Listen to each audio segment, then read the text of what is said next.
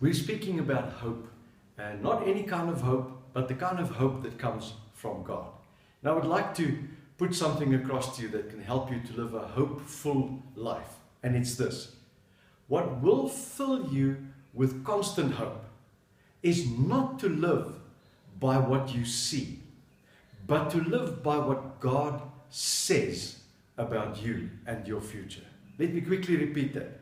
What will fill you with constant hope is not to live by what you see, but by what God says about you and your future.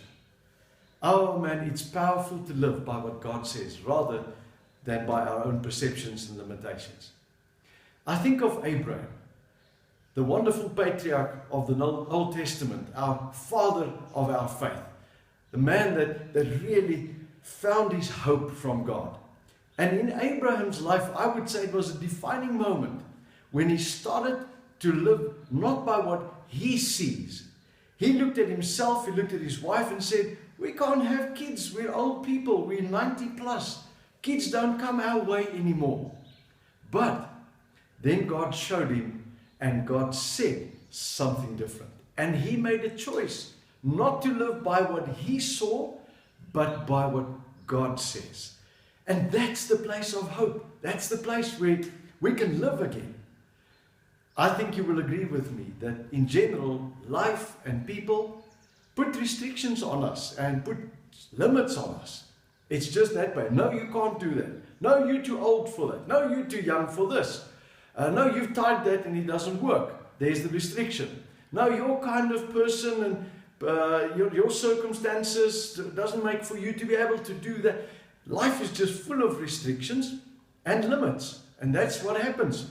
People oftentimes play a big role in that. It may be even a teacher with too little insight that says, you will never become. And how many times that's been proved wrong. The fact is just, people and circumstances in life will put limits on you and restrict you.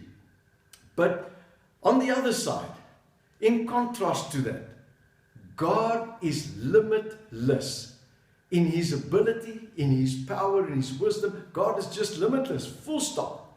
And God does not just set limits and restrictions, but He gives opportunities and possibilities.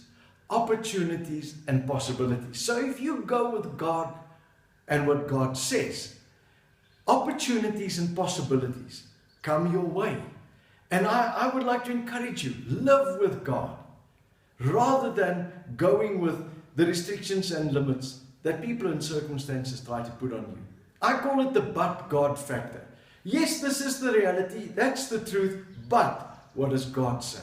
So always, when you've got your back against the wall, you're surrounded by limits and restrictions, apply the but God factor and say, God, but what do you say about my life, my future, my circumstances? Because God always speaks life and will give you hope by what He says, because He is the God of hope.